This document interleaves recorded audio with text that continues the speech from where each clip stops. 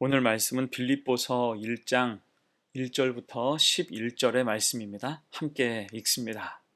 그리스도 예수의 종 바울과 디모데는 그리스도 예수 안에서 빌립보에 사는 모든 성도와 또한 감독들과 집사들에게 편지하노니, 하나님 우리 아버지와 주 예수 그리스도로부터 은혜와 평강이 너희에게 있을지어다.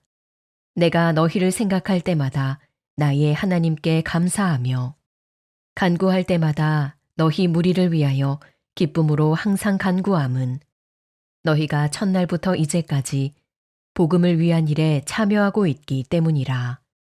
너희 안에서 착한 일을 시작하신 이가 그리스도 예수의 날까지 이루실 줄을 우리는 확신하노라. 내가 너희 무리를 위하여 이와 같이 생각하는 것이 마땅하니, 이는 너희가 내 마음에 있음이며 나의 매임과 복음을 변명함과 확정함에 너희가 다 나와 함께 은혜에 참여한 자가 됨이라. 내가 예수 그리스도의 심장으로 너희 무리를 얼마나 사모하는지 하나님이 내 증인이시니라. 내가 기도하노라. 너희 사랑을 지식과 모든 총명으로 점점 더 풍성하게 하사 너희로 지극히 선한 것을 분별하며 또 진실하여 허물없이 그리스도의 날까지 이르고 예수 그리스도로 말미암아 의의 열매가 가득하여 하나님의 영광과 찬송이 되기를 원하노라. 기쁨의 서신이란 제목으로 말씀 증거합니다. 빌립보서는 옥중 서신으로서 바울이 로마의 감옥에서 빌립보 성도들에게 보낸 편지예요. 편지의 배경이 이렇습니다. 바울은 전도 여행을 하면서 다양한 사람들을 만났고 숱한 경험을 하게 됩니다.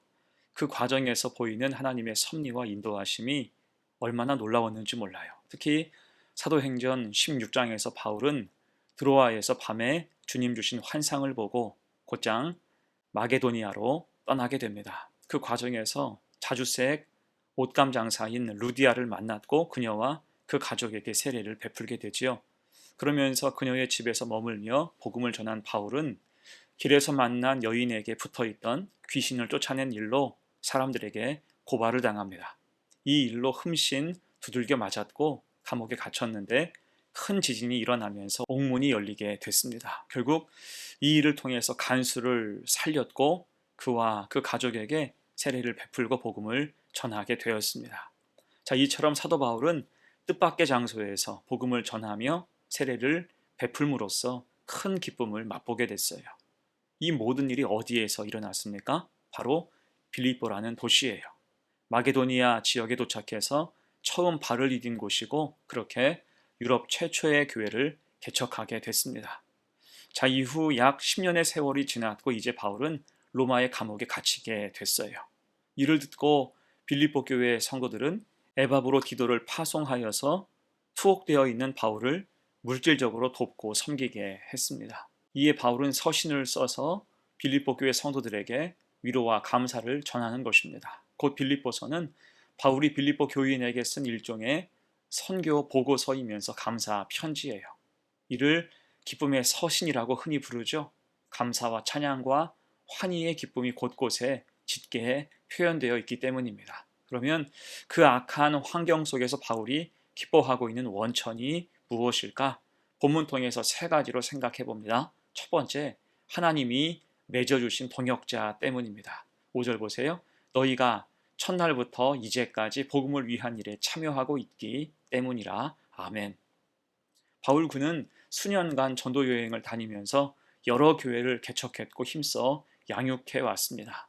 그러나 그 모든 교회가 다들 아름답게 성장한 것은 아니었어요. 예를 들어 그가 갈라디아 교회에 보낸 편지의 서문을 보면 인사하자마자 바로 책망하는 것을 볼 수 있습니다. 갈라디아서 1장 6절이에요. 그리스도의 은혜로 너희를 부르신 이를 이같이 속히 떠나 다른 복음을 따르는 것을 내가 이상하게 여기노라. 여기서 우리말로 번역된 이상하게라는 말의 본뜻은 깜짝 놀랐다, 그런 뜻이에요. 그들의 변심과 배교가 너무나 당황스럽다는 것을 표현한 말입니다. 그런가 하면 고린도 교회에 보낸 편지의 서문을 보면 제발 분쟁을 멈추고 하나가 되라고 간곡히 부탁하고 있죠. 얼마나 문제가 심각했던지 바울 서신 중에서 가장 긴 두 개의 편지의 수신자가 모두 고린도 교회였을 정도였습니다. 대신 첫날부터 이제까지 복음을 위한 일에 참여한 것으로 칭찬받은 것은 빌립보 교회가 유일했습니다. 여기서 첫날이란 자세곡감 장수인 루디아가 예수 그리스도를 영접한 그 날을 가리킬 것입니다. 빌립보 교인들은 그때부터 이제까지 지금까지 물심양면으로 바울 사역을 후원해 왔어요. 급기야 바울이 로마 감옥에 갇히자 에바브로 디도를 통해서 선교 헌금을 보내오기도 했습니다. 그들은 그렇게 바울의 든든한 동역자였고 그들을 떠올릴 때마다 바울은 감사와 기쁨으로 가득했던 거예요. 자, 그렇게 하나님은 우리에게도 동역자를 주십니다. 감사하고 서로 존중하고 아낄 때 그를 통해서 감사와 기쁨은 마르지 않을 거예요. 늘 항상 동역자를 바라보고 감사하고 기뻐할 수 있는 성도가 되시기를 축원합니다. 아멘. 두 번째예요. 기쁨의 이유 두 번째, 믿음의 확신 때문입니다. 6절 보세요. 너희 안에서 착한 일을 시작하신 이가 그리스도 예수의 날까지 이루실 줄을 우리는 확신하노라. 아멘. 사실 빌립보 교회는 우여곡절 끝에 세워진 교회였습니다. 바울은 애초에 빌립보에 갈 계획이 없었죠. 아까도 잠깐 이야기했듯이 바울은 아시아로 가서 복음을 전하고 싶었습니다. 그런데 주님이 허락하지 않으셔서 지지부진해 있을 때 환상을 보고 지체하지 않고 계획을 바꿔서 마게도니아 지역으로 들어간 거예요. 그렇게 가게 된 첫 성이 빌립보였습니다. 그때 일을 생각해 보면 바울은 주님의 인도하심을 확신할 수밖에 없죠. 특히 주님은 그를 자세곡감 장수인 루디아와 간수에게로 인도하셨습니다. 그들은 세례를 위해 준비된 영혼이었어요. 바울은 자신이 복음을 전한 것 외에는 아무것도 한 일이 없다고 여겼습니다. 그가 시작한 게 아니라 주님이 시작하셨기 때문이에요. 주님이 시작하신 일에 바울은 단지 쓰임을 받은 것 뿐이었습니다. 여러분 생각해 보십시오. 사람의 일은 오래 가기가 어렵습니다. 예수 그리스도가 없는 사람의 마음은 종이장만큼 가볍습니다. 반면에 주님 주신 마음은 반석같이 단단하고 무거워요. 사람의 일은 작심삼일이겠지만 주님 일은 영원합니다. 이에 바울은 주님의 도우심을 확신하면서 감격하는 거예요. 그 사명 맡겨주심에 감사하는 것입니다. 여러분 찬송가 310장의 가사를 묵상해 보세요. 아, 하나님의 은혜로 이 쓸데없는 자 왜 구속하여 주는지 난 알 수 없도다. 내가 믿고 또 의지함은 내 모든 형편 아시는 주님 늘 보호해 주실 것을 나는 확실히 아네. 여러분 성도는 이런 확신이 있어야 할 것입니다. 오늘 바울은 이런 확신으로 현실을 바라보는 거예요. 지금까지 지나온 모든 게 주님의 인도하심이었으니 현재 내가 감당해야 할 일들, 감옥에 있다고 해도 그 마음은 변치 않는다는 것입니다. 여러분 우리도 이 확신에 거해야 돼요. 바울뿐 아니라 우리도 첫날부터 이제까지 주님이 도우셨습니다. 함께 하세요. 그래서 생각할 때마다 간구할 때마다 살피시고 돌보시는 주님의 은혜를 확신하며 기쁨이 마르지 않는 성도가 되시기를 간절히 축원합니다. 아멘. 세 번째예요. 기쁨의 이유 마지막 세 번째, 풍성하고 깊은 교제 때문입니다. 빌립보 교회는 좋은 믿음의 바탕으로 성도의 교제가 풍성했습니다. 친절하고 따뜻한 교회였지요. 그럴 때 같은 마음으로 항상 바울을 물심양면으로 도왔어요. 이에 바울이 얼마나 감사했을까요? 7절 봅니다. 내가 너희 무리를 위하여 이와 같이 생각하는 것이 마땅하니 이는 너희가 내 마음에 있음이며 나의 매임과 복음을 변명함과 확정함에 너희가 다 나와 함께 은혜에 참여한 자가 됨이라. 아멘.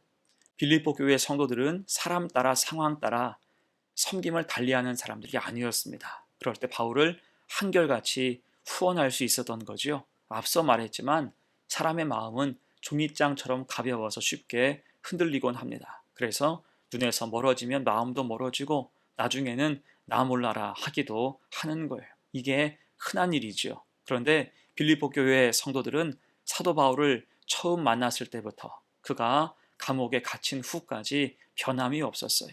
여러분 모두가 외면하고 떠나버리는 상황에서 끝까지 나를 버리지 않는 누군가가 한 명이라도 있다면 그것이 큰 위로와 축복이 될 것입니다.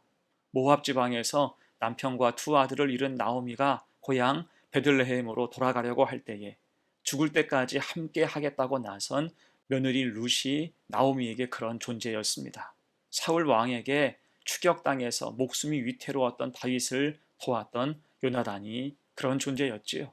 자, 바울은 빌립보 교회의 성도들에게 그런 마음을 느낀 것입니다. 이게 바울이 빌립보 교회의 성도들을 얼마나 사랑했던지 하나님 앞에서 이 같은 맹세까지 하게 되지요. 8절입니다. 내가 예수 그리스도의 심장으로 너희 무리를 얼마나 사모하는지 하나님이 내 증인이시니라. 아멘. 내가 예수 그리스도의 심장으로 너희를 사모한다. 여러분, 이보다 더한 찬사와 믿음의 고백이 어디 있을까요? 그만큼 고맙고 귀하다는 것입니다. 동원할 수 있는 최고의 표현을 통해서 빌립보 교인들에게 사랑을 표현한 거예요. 그런 의미에서 교회 안에서, 믿음 안에서 성도의 교제가 귀한 이유가 무엇입니까? 그를 통해서 주님 사랑을 공급받고 체험하기 때문이에요. 때로 세상의 문제로 마음이 어두워지고 고민과 낙심이 찾아와서 은혜의 줄기가 약해질 때 성도의 교제와 도움은 그 줄기를 다시 강하게 하는 것입니다. 주님의 사랑을 성도에게서 공급받으며 그 믿음이 다시 회복될 수 있다는 거지요. 그래서 교회는 늘 성도의 깊은 교제가 있어야 하는 것입니다. 그렇게 함께 울고 함께 웃으며 함께 성장하고 기뻐하는 귀한 교회와 성도가 되시기를 축원합니다. 아멘. 이제 말씀을 마무리합니다. 오늘 우리가 함께 보았듯이 바울은 빌립보 교회를 생각할 때마다 그 마음이 기쁨으로 가득했어요. 그럴 때 기쁨의 서신을 보내고 더욱 기도하는 거죠. 9절부터 11절까지 말씀 함께 읽습니다. 내가 기도하노라 너 이 사랑을 지식과 모든 총명으로 점점 더 풍성하게 하사 너희로 지극히 선한 것을 분별하며 또 진실하여 허물 없이 그리스도의 날까지 이르고 예수 그리스도로 말미암아 의의 열매가 가득하여 하나님의 영광과 찬송이 되기를 원하노라. 아멘. 그들을 진심으로 축복합니다. 이 말씀에서 핵심은 예수 그리스도로 말미암아라는 말이죠. 지금처럼 늘 그리스도로 말미암아 살아가라는 것입니다. 그럴 때 기쁨이 마르지 않게 된다는 거죠. 여러분, 우리도 그렇습니다. 우리는 예수 그리스도로 말미암아 살아가야 돼요. 이것이 우리 삶의 모토이며 우리 삶의 기본이 될 때 기쁨과 감사는 마르지 않을 것입니다. 그렇게 믿음 안에서 항상 기뻐하고 감사하며 살아가는 복된 성도가 되시기를 간절히 축원합니다. 아멘. 함께 기도합니다. 하나님 아버지, 날마다 은혜와 평강으로 우리를 인도하여 주셔서 감사합니다. 오늘 바울처럼 우리도 기쁨이 충만하게 하옵소서. 이를 위해 귀한 동역자 주심에 감사하게 하시고 우리에게 뜨거운 믿음의 확신이 있게 하옵소서. 또한 성도의 교제를 통해서 믿음의 줄기가 세워짐에 늘 기뻐하게 하옵소서. 그래서 힘들고 어려워도 예수 그리스도로 말미암아 함께 세워져가는 복된 교회와 성도가 되게 하옵소서. 감사드리며 예수님의 이름으로 기도합니다. 아멘.